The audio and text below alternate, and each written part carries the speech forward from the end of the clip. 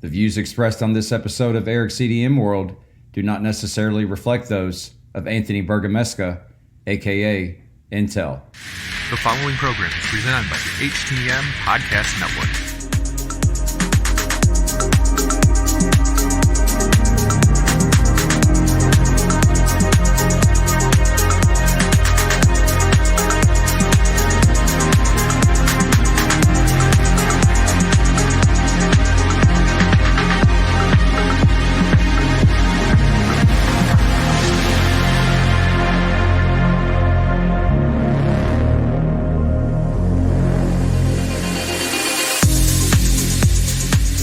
Good morning, good afternoon, or good evening, everyone.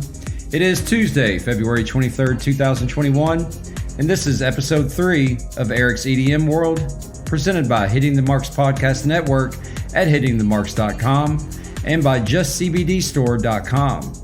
Head over to justcbdstore.com for all of your edible and vaping needs, and as a bonus, enter HTM at checkout to receive a 20% discount on your entire order.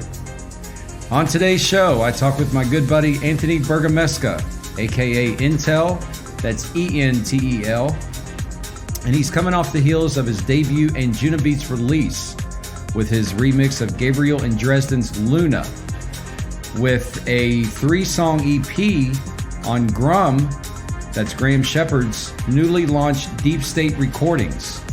And we'll delve into how all that happened, as well as his views on recording contracts and when he's going to start practicing to DJ again, because he's been locked in the studio for like 12 hours a day for the past year, I think. It's always good to talk with Entel, so you'll want to stay tuned for that. All right.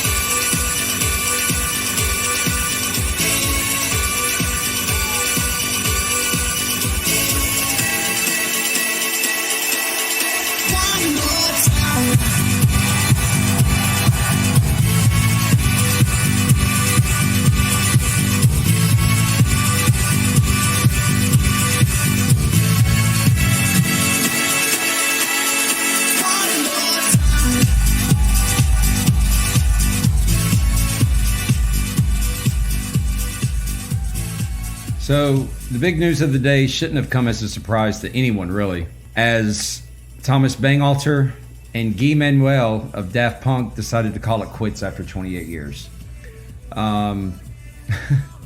You can really say 24 years, because Daft Punk hadn't really done shit since 2017, and that was co-producing a song for some Australian electro pop band called Parcells, I think, back in 2017. They did hook up with this year's Super Bowl performer, The Weeknd, in 2016 for 2 songs, I Feel It Coming and Starboy, both of which did really well. Starboy hit number 2 on the US dance charts, where I Feel It Coming reached number 12. And throughout the world, looks like it did really well. But the 2 songs that Daft Punk will always be known for was the 1997 single off of their debut album Homework, the single Around the World, and probably their largest hit was off their sophomore record entitled Discovery, with the song One More Time. Now, what was it about Daft Punk that everyone went crazy about? Well, you have to remember that back in the late 90s and early 2000s, that was when the EDM explosion was really taking place. That's when it really started to come to America. And Americans had never seen anything like Daft Punk before, as in terms of their helmets, as in terms of we not knowing who they were, just the overall mystique of this French duo was just something that Americans had never seen before.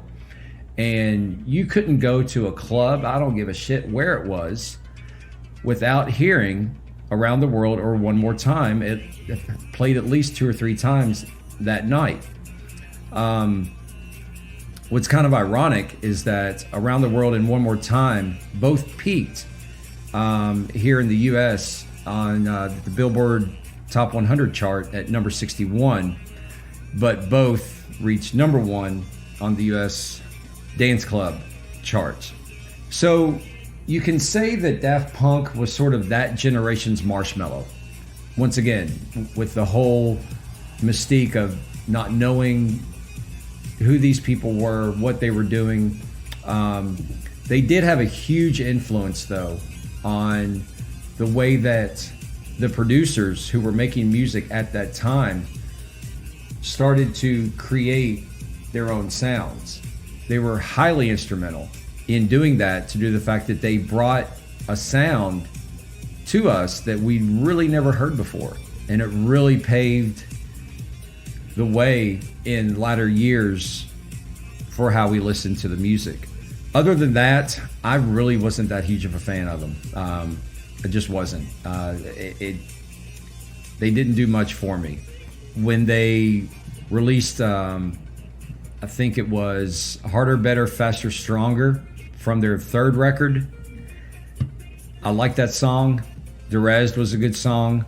But other than that, I just really wasn't that huge of a fan. I did find it really funny today, though, that scrolling through Facebook especially, where 90% of my contacts are involved in some way in the EDM scene, probably every single person on my timeline shared some type of an article as in terms of this announcement. It's really funny how something like this will just bring out the closet fans or the attention seekers strictly for likes. I would garner to bet that 90% of the people who were sharing articles, oh my God, they're going to be missed, and oh, it was just such a tragedy, and blah, blah, blah, couldn't name another song other than Around the World or One More Time. It's just laughable to me. But anyway, that, and sort of coupled with the fact that I've been really struggling with a sore throat ever since last night, and I'm really struggling just to get through this segment. So as in terms of that duo, they will be missed, but once again, this really shouldn't have been a huge shock to anyone. And furthermore, I find it rather, like, as in terms of the timing of this, I find it rather odd that they would make the announcement right now. I mean, think about this. There's really nothing huge going on in the EDM scene right now. No one of any significance has died. No one's being accused of sexual misconduct. So now's a good time to drop this bomb to maybe take advantage of those last minute streaming and album sales, huh? So I think that's one way of looking at it. But I certainly hope that Daft Punk, as much as I hate to actually say this, I hope that they actually are breaking up, since they haven't done anything in 4 years anyway, and they're not going to turn into another fucking Swedish House Mafia. And I hope that Daft Punk does not follow suit. So rest in peace, Daft Punk, you'll be missed. Your music truly will live on forever. And I'll be right back with my good buddy Anthony Bergamesca, aka Entel, right after this.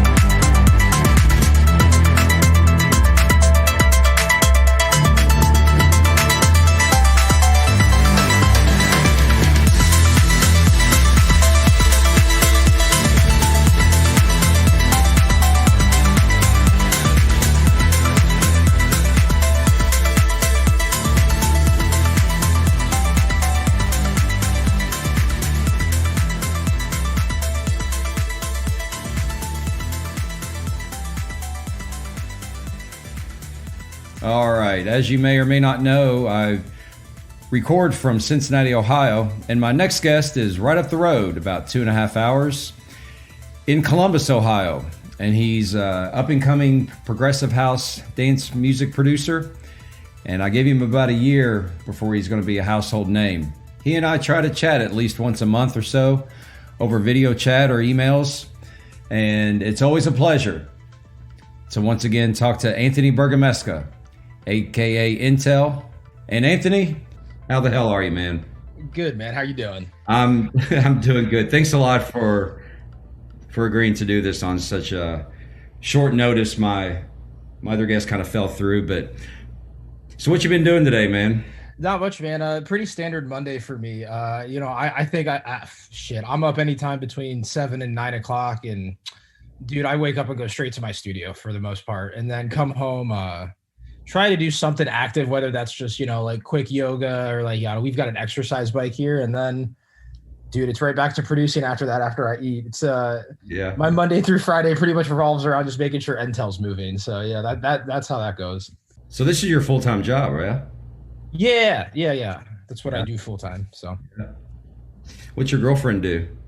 She's in nursing school right now, and then she works at Riverside in their NICU as a PSA. So yeah, she's at the hospitals nonstop, and she used to be a bartender at a club that I DJ'd at though, and she works nights, so she gets it. She's a trooper and really puts up with all my late nights and my crazy schedules, and she doesn't say a damn word about it. I love it. You've been pretty isolated this whole time, yeah? Yeah, man. At first it just started off because, that's what they told, that's what we were told to do. We needed to isolate. You're referring to like the last year, right? Yeah. Yeah. At first it just started because that's what we were told to do. And then, for most of my 20s, I've said all I ever needed was 1 year to really focus on this. And at the end of the day, like, it falls on me, not, being disciplined enough. But, when we were forced into isolation, I kind of made a choice where it was like, all right, writing 1 track a week, let's start to really take this seriously. And through that, it forced a lot of self-growth where I was able to, take this hopefully to the next level or, progress this way. You were a busy man last year. What was it, 17? Mm-hmm. 17 songs?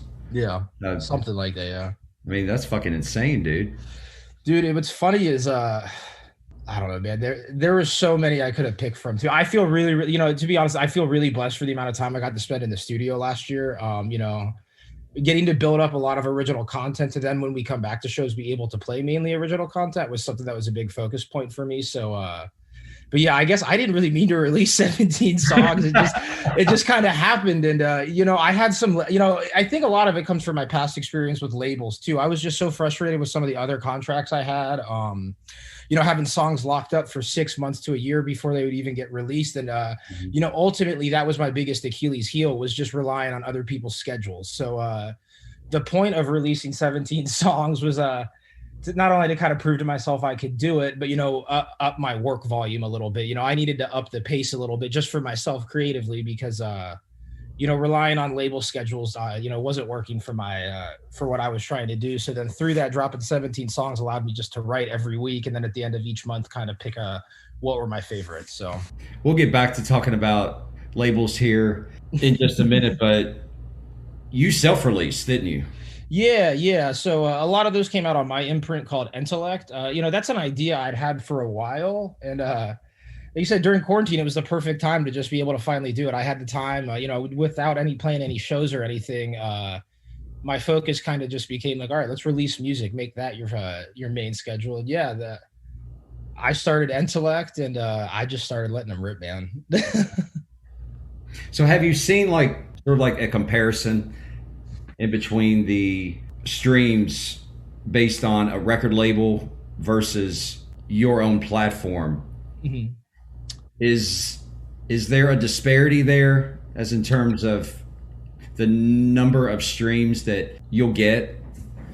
There was to start, but I'll be upfront and start this by saying my streaming numbers are not anything to brag about anyway. I mean, you can go to my Spotify profile. I mean, I'm around like 5,000 to 10,000 listeners a month. So by just standards, that's nothing too big. But it was crazy, man. I was actually really disappointed with labels. None of them were really promoted until you'd think that releasing on a label is going to generate a lot more streams. Mm-hmm. But there's like 27,000 songs that come out a day. So what makes you different than anybody else? And I quickly found that if you weren't willing to do the work yourself, the labels weren't going to do it for you.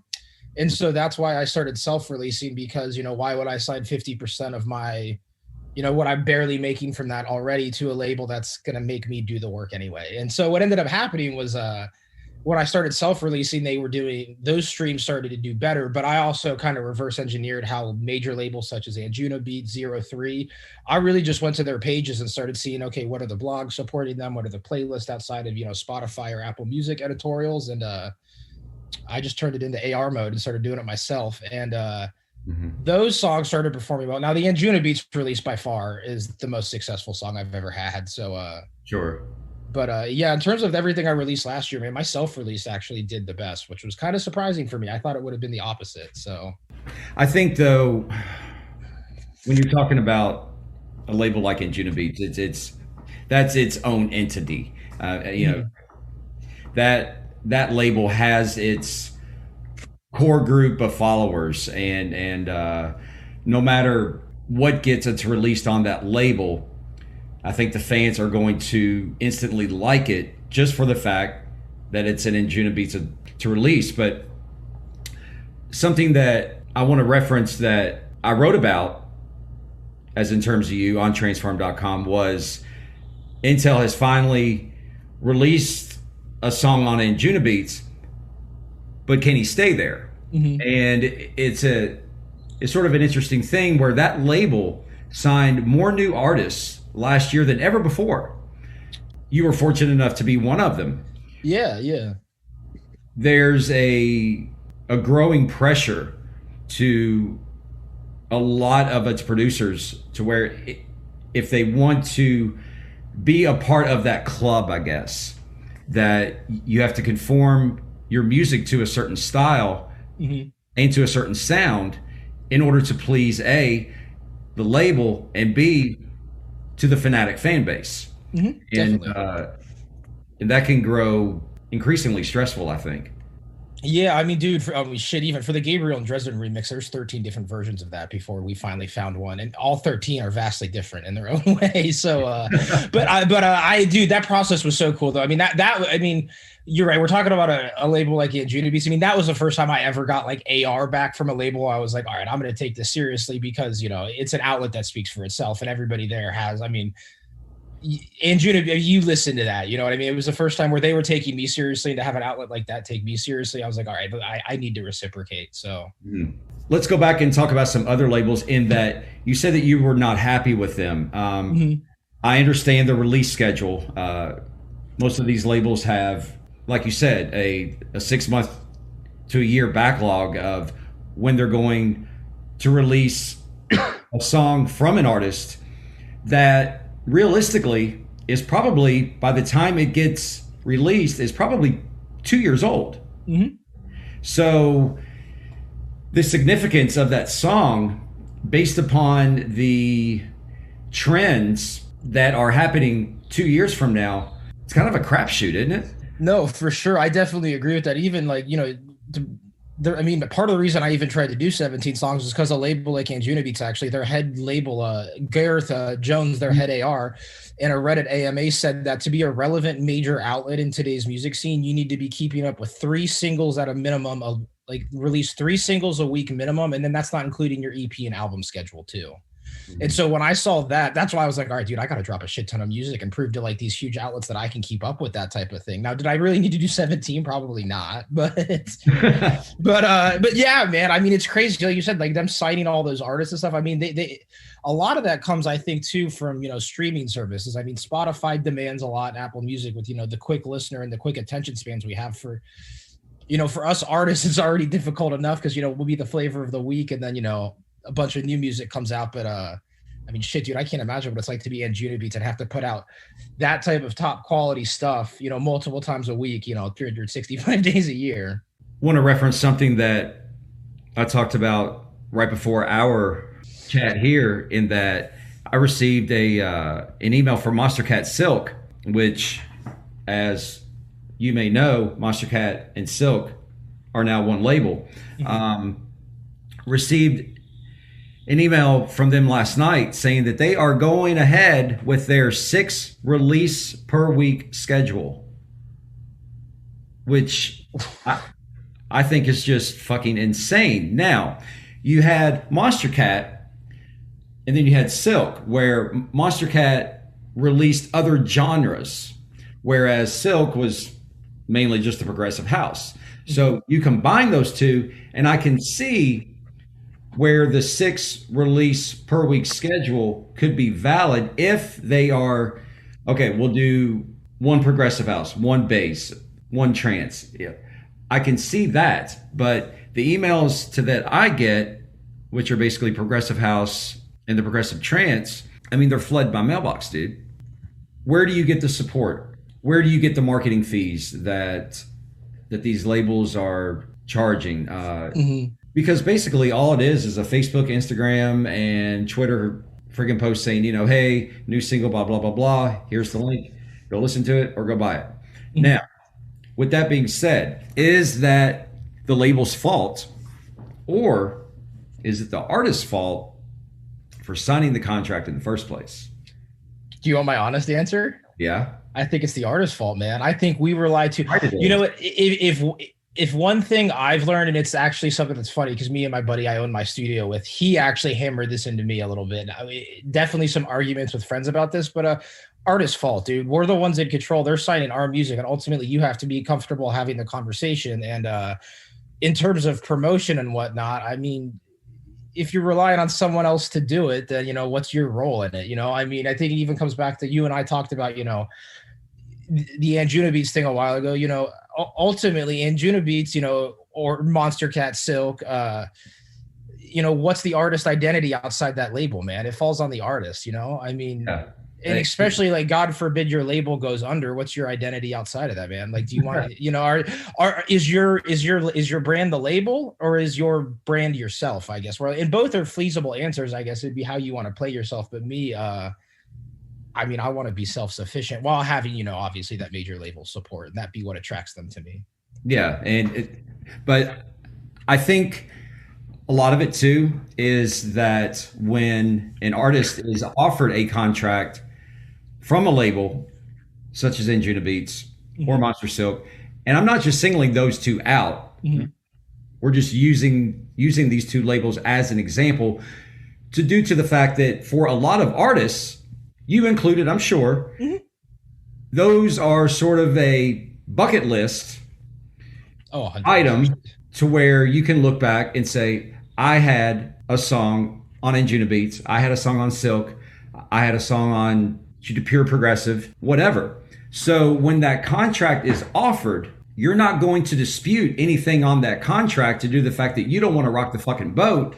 So you're going to sign your life away, and whatever they want from you, you're going to do it just so you don't really piss them off. And they say, well, we're just not going to sign you then. And then you've lost your chance and you'll never be heard from again. Mhm. So it's a tale of two cities here, isn't it? You're sort of at the mercy of the label because of who they are. But at the same time, you're the individual. You're the one who's got that pen in your hand and you're going to sign that contract. Definitely. Oh, So it's a catch-22, but where do you draw the line, Anthony? I don't know, man. I think, personally, I think that's still kind of what I'm learning. I mean, I'm fortunate the last year, I think I've learned the importance of self-sufficiency. Like, even like with my Deep State release, I mean, God love, Guy and Grum both. Both of them have worked with me great and coordinated. But one thing they've done throughout the whole thing is heard what I wanted to do too, in terms of, I'm going to still send press for this. They were like, okay, well, we'd prefer to handle like the pro. That's how the conversation started. But man, I don't know how to answer. I think you know your goals before you go into the conversation. I think that kind of becomes artist specific, but like for me, I draw the line. I mean, I'm not going to sign my music to somebody that's not going to take it as seriously as I am. So that's kind of where I draw the line, and you can't kind of figure that out without having the conversation with whatever outlet you're signing with. Mm-hmm. Yeah. So. And so there again with Anjuna Beats and Silk, who are just pumping out music. Mm-hmm. You're not even a flavor of the week anymore, man. Oh yeah. You're literally the flavor for as long as your song is. And that's it. And then after that, we move on. I can only imagine like the people like us in terms of Grant, mm-hmm. who run EDM Identity, and Matt Meadows, who runs your EDM. I can only imagine the number of promos they get in a week. I get at least 100 a week. Mm-hmm. And I'm just a little blog called transform.com. I can imagine what those guys get. And for Grant to take a personal interest in your song and to basically just free flow an article like that, that's a pretty big fucking deal, man. Yeah, dude, that one blew me away. And that's one thing, like you and I, like we met through me just finally being like, I got to meet press outlets, and you and I developed a relationship, and I'm very thankful for you writing about my music like that. And that's how I thought it was supposed to go. And I'm very comfortable with that, writer artist relationship. But yeah, like you said, for Grant to do that, man, I just opened up Twitter and saw that. And to be honest, I thought he got the promo from Deep State. So when he told me that, I mean, dude, I kind of jumped off the couch a little bit like, oh my God, like, dude, thank you. So Sure. yeah. I mean, it's a big deal. Yeah. And the more press you get and the more that your face gets out there, it's only going to help you. Mm-hmm. And repetition is what drives most people through social media. When they see more and more coverage, it leads the mind to actually believe whether it's good or not, because there is bad press, that, hey, his stuff has to be good, so I'm going to listen to it. Therefore, you have reached that sort of benchmark level.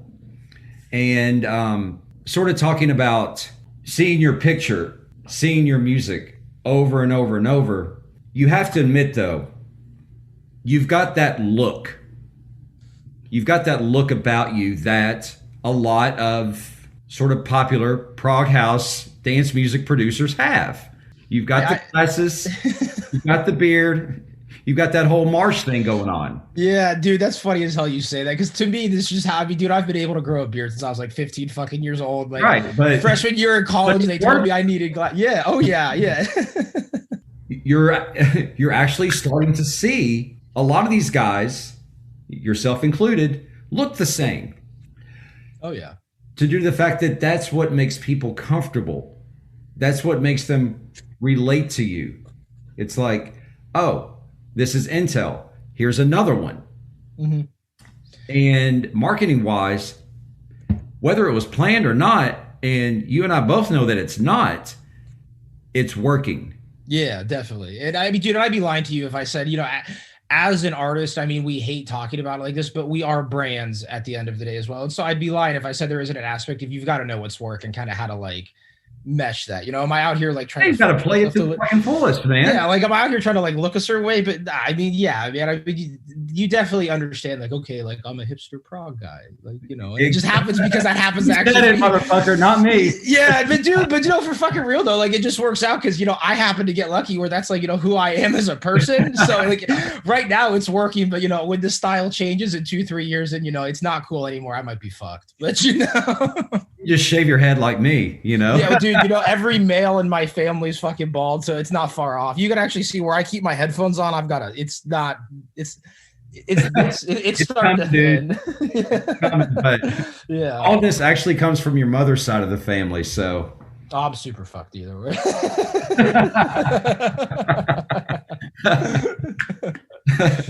Let's talk about this. Yeah, this would be a good time to segue into the into your new 3-song EP on your friend and mine, Grum's Deep State recording label. I was listening to all 3 songs basically in order. The first song is entitled Eyes. The second song is entitled Tunnels. And the third is a song called Patterns. Now, I really didn't pay much attention to it. Right when you sent me the promo last week or sometime, I have no idea. I've been so fucking busy in terms of work. But when I listened to these once again, right before you and I started chatting, I noticed that they kind of go in order from light to dark. Eyes is a little bit more chippy. It's a little more upbeat, happy. And then it kind of sort of it progresses down to Tunnels and then finally to Patterns. Was this planned? So actually, no, this kind of I can tie this back into the conversation we were having earlier about labels. I left this specifically since it's the first release with Deep State. I sent them a fairly large batch of demos. I guess I'll just put it that way. So they narrowed it down to 8. And from those 8, we kind of spoke our opinions on, you know, what, you know, we were feeling for an EP. But ultimately, actually for this, because I kind of have a long-term goal and play here with Deep State, I let them dictate that a little bit. Now, here was my comment on it, though, is that I wanted these 3 songs to be kind of like an intro to Entel. So it wasn't so much about the ordering, but the contents of them. So I wanted people to kind of get an understanding that, like, you know, hey, this is the type of stuff you could expect to hear from me live, was more so the goal. And so that was my play there. And yeah, man, I did let Deep State handle it though. And I just wanted to kind of see what they could do. But like you said, that in the future, then for hopefully what I would like to say would be hopefully a next release. You know, that's when then we could have more fun with, you know, a little bit more of ordering and whatnot. But yeah. This is an introduction to what people can expect from Entel, but couldn't they just go back to the 17 fucking songs that you released last year? Yeah, you could, but same thing. But so is this? I guess you could kind of say, in kind of a weird type of way, maybe, that those 17 songs that you pumped out last year, they do sound a little different than what these 3 songs do. And I'm not saying that those 17 songs weren't good, but what I'm saying is that these 3 songs are really good. In other words, you're getting better. So are you looking to maybe build a relationship with Grum to not necessarily be exclusive to that label, but are you now leaning more towards working with a label who understands you and who is willing to work with you, or are you still going to go through the self-releasing route? So actually, it's funny. The self-releasing, it's funny too, because, you know, we talked about labels. A lot of that self-releasing came from, you know, a lot of labels didn't want to sign my music last year. I was sending out a lot of demos, and, you know, there's five or six that I was, you know, they were getting pretty much weekly emails from me at a certain point. So, and you're right, some of those 17s were close to a year and a half old before they came out. So it's funny. I even ended up doing it to myself, but, you know, I just wanted those to be out. But, my goal with those 17 was I was frustrated with my past releases. I didn't think they really accurately represented what I could do or what I was capable of now. And so last year during the pandemic, I was like, okay, nobody can gig, me and Tiesto, what do we have in common? We both got a DJ from our kitchen. Mm-hmm. So I needed to build my resume up. So I look at those 17 songs, not necessarily as my intro, but they were me saying to the majors or, bigger labels like, hey, I'm here to play. And whether you sign me or not, this is the shit that's going to be coming out of here. And I'm also, by the way, I'm studying what you do and I'm finding the outlets that talk about you. So people will probably hear it one way or another. Yeah. I know that's like a run-up, but so that was my goal with those. So yeah, now you're right. Now those songs that Grum released though, those are much newer. And I got lucky that, those are from the newer batch of tunes that they came. Yeah. Those typically, I'm very, very happy that 2 of those came out as quickly as they did. Cause one of them still actually only about a month and a half old. So really, which one? Tunnels. I wrote Tunnels with 2, or I thought a month and a half, probably about 2 now. I wrote Tunnels with, I think there was like 4 days left in 2020 when I finished that one. Mm-hmm. So, yeah. Yeah. And that's a remarkable turnaround for a completed song to actually be released actually on a label. And yeah, I mean, dude, unheard of. I mean, I still like when I signed to labels, dude, I'm expecting like 3 to 6 months out. So for them to have picked that one, I was like, fuck yeah. Yeah. And, this is the 11th release from the label itself. Mm-hmm. For those that don't know, Grum has started this new label and wanting to kind of go to, as the label name states, a more deep and perhaps darker side of the progressive house genre. So you've developed a wonderful relationship as in terms of him, but you've also been quite chummy with Gabriel and Dresden here lately, haven't you? Dude, Dave's the man. And that's in reference to the Anjuna Beats track. Mm-hmm. So talk to me a little bit about what they were talking about during their last live stream, as in terms of how you guys met. Yeah. So, well, first, Dave said it, not me. The Dahlia resident in town's a very aggressive opener and has a bad reputation. And because of that, touring acts coming through were not getting along with Dahlia, and the club was having some issues with the shows. So that's where I come into play, where Dahlia reached out to me, since I'm kind of the resident progressive guy, I guess, in Columbus.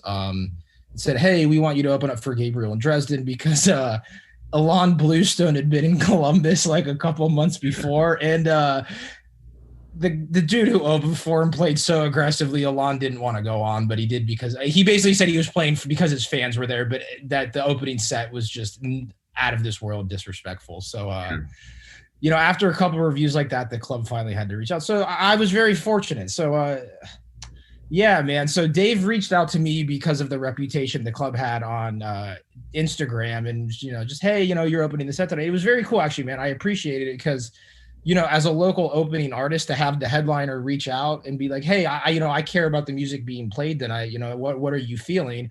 Was super, super cool because I care about how I set the night up. So to hear that he cared too, I was like, oh, fuck yeah. Yeah. Yeah. And so I told him, like, man, I'm going to start at like 123. If I'm feeling crazy, I'll end at 126, and he was like, perfect. And, dude, I'll never forget this. He goes, I see you make music. Where should I go to listen and what should I listen to? And when someone like Dave Dresden asks you that, I'm like, are you asking me to send you my SoundCloud, bro?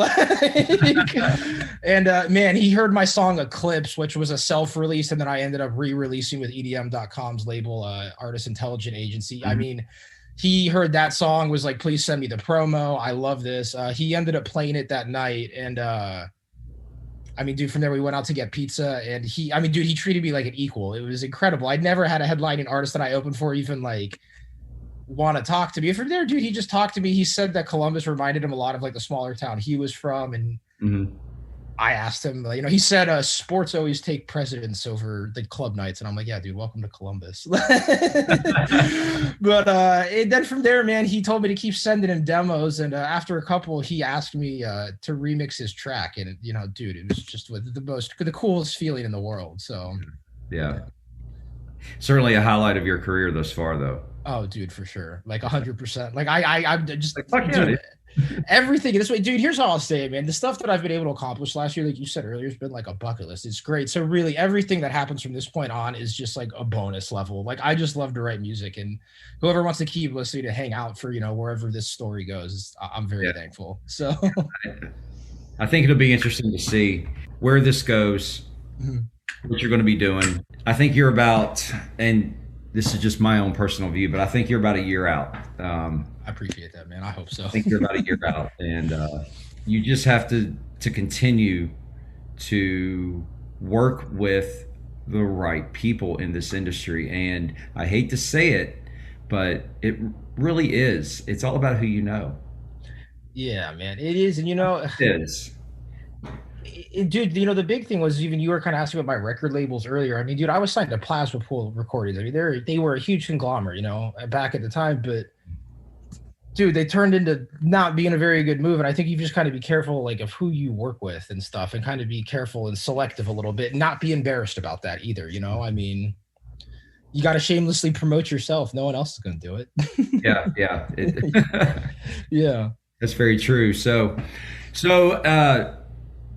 let's talk about gigs, man. Yeah. You went out and got the first shot, right?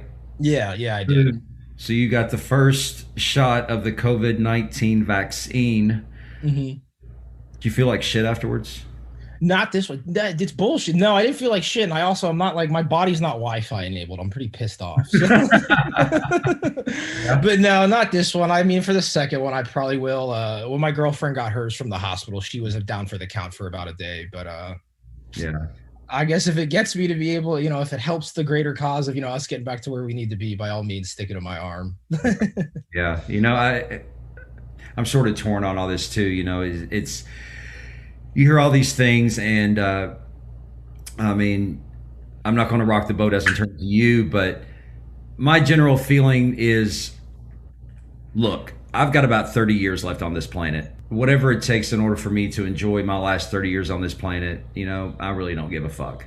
If I have to take a test, if I have to get a shot in order to travel, I really don't give two fucks, man. Yeah, I'm in the same boat, dude. I mean, it's at a point now where it's obviously an issue that's not going away. So, at the end of the day, we've got to adapt whether we fucking want to or not. Like, I think it was back, God, when was it that I was trying to book you for a show? It was November. Because it was actually right. COVID was starting to get long. I think it has been, because COVID numbers were going down, and I was like, "Fuck yes, I'm gonna get to Cincy to play this show." And then the week before, DeWine was like, did DeWine shit, and was like, "Nope, no fun." Yeah. Oh my God. Yeah. Has it really been 4 months? Yeah, I'm just realizing that too, dude. Fucking it. That's insane. Yeah, I was gonna bring Entel down and do a show at Mad Frog, which is here in Cincinnati, for, at that time, a part of my Progress Cincinnati series. We were really promoting it gung ho, and then pretty much at the last minute, I'm not going to say you got pussy whipped, but you no, that's what happened. You opted out, and I was 100% cool with that, man. And but you're eager to get back out playing. I mean, every fucking DJ on the planet is. And so let me ask you this. You've been spending a lot of time in the studio, and you've been honing, and you have been trying to perfect your production skills. Have your DJ skills pretty much sucked ass lately? Oh yeah, definitely. Well, you know what? Not to be cocky, but when I DJ my own stuff, no, but you got to keep in mind, I write for a specific, I write songs and understand how I want them to sound and whatnot. So that I might find a little easy, but I kind of have the cheat sheet on that. I wrote the fucking songs, but right. Dude, yeah, the part of me that's like a DJ, I tried to get on Twitch a little bit just to get back at it. It was like, okay, it's like riding a bike, but I need some fucking training wheels right now. I think a lot of DJs are going to find that their first couple of gigs are going to probably be a bit shaky. I mean, let's just face it. Very few people on this planet are able to produce and DJ extremely well. You're either a really good DJ and you know nothing about producing, or you're an outstanding producer and you're a shitty ass DJ.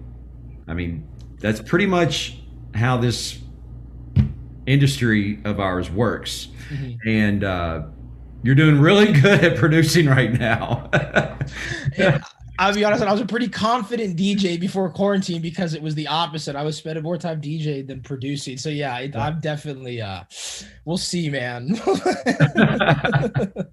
So, what are you working on right now, man? Right now, fuck, dude. All right.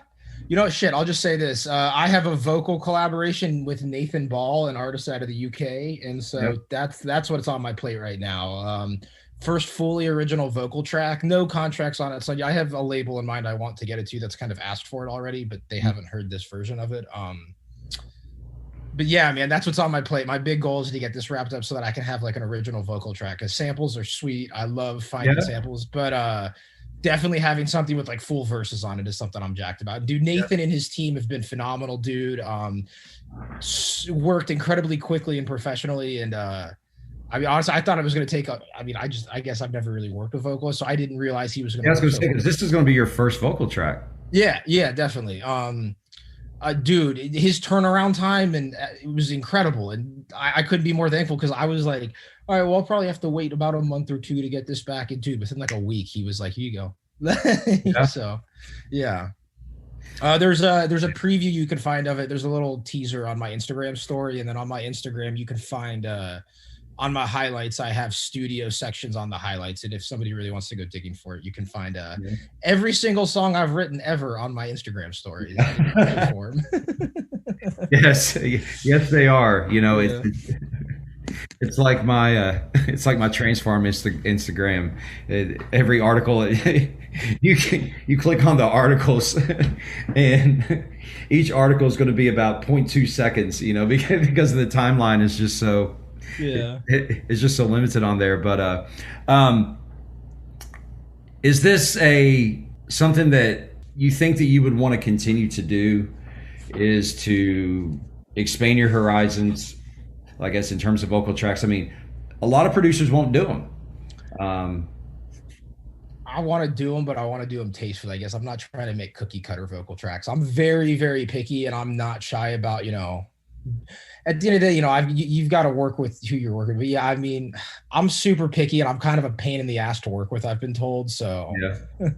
It's like it's something I'd like to keep doing for sure, though. I mean, God, dude, if this works out, I'd love to get Nathan on one or two more tracks, but I know I can't take up too much of his time. So but that's something I've been told, though, is it's kind of, if I want to progress in my career, I've been advised that I need to get some vocal tracks, which I agree with anyway. It's something I've really wanted to do. So it's if I've got the motivation to really do it now, then I'm going to try. So yeah.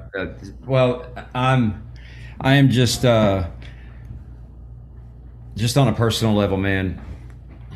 I couldn't be more happy for you. Thank you. I value our friendship. We've never met yet, actually. Mm-hmm. And but we'll have to get you down here to Cincinnati to fucking play a gig. And, dude, I can't wait, man. Yeah, it's coming. Definitely. It's going to happen sooner or later. So, but is there anything that I am leaving out, Mr. Entel? No, I mean, I'm sure the second we got off this, somebody's like, fuck, I forgot to plug this. But no, man, you've touched it all. It always happens, dude. Just as soon as I hit stop. Oh, wait, there was one more. Yeah. I'm like calling you, be like, dude, wait, can you add this to the outro? Like, nah, man. The other thing I'll add is, if you're listening to this right now, please go stream my new EP out on Deep State Record, out on Deep State Recordings. 3 tracks that are very personal to me, and I'm very excited to have them out on the outlet they are. I'm very thankful to Grum and Guy and everybody along the way that's kind of helped push me to here. So if you're watching this or listening, go check out my EP. They're really good songs too, man. I mean, thank you. They really are. Like I say, I'm not saying those 17 songs last year suck, but these songs are indeed truly much better. I mean, thank you, man. I mean, they just are. So anyway, Anthony Bergamesca, my friend, always a pleasure to talk to you, bro. Yeah, brother. Thank you so much for having me on, man. I really appreciate it. All right, man. See ya. Yep, bye.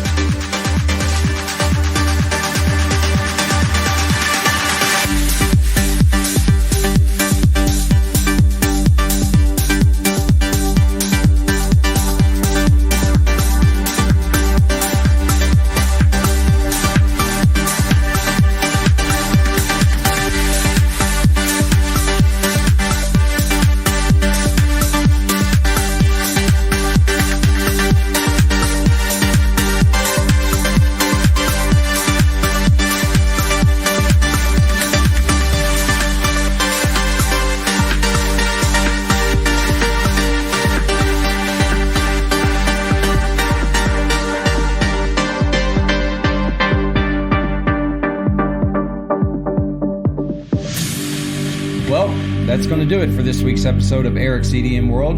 I want to thank my special guest, Anthony Bergamesca, aka Entel, for joining me today on the show. And all three of his songs from the Deep State EP were heard today. The very first song on the show was Tunnels. The song leading up to our conversation was Parallels. And this song you're listening to in the background is the first song off of the Deep State EP called Eyes. Entel's Deep State EP is available for streaming on all of your favorite platforms, as well as for purchase at beatport.com. You can follow Entel at Entel Music on all major social media platforms or at entelmusic.net. You can follow me, Erik Lake, on Facebook, Twitter, and Instagram at Erik Lake, at Transfarm, or at Erik's EDM World. Once again, thanks for joining me, and I'll see y'all on the flip side. Later.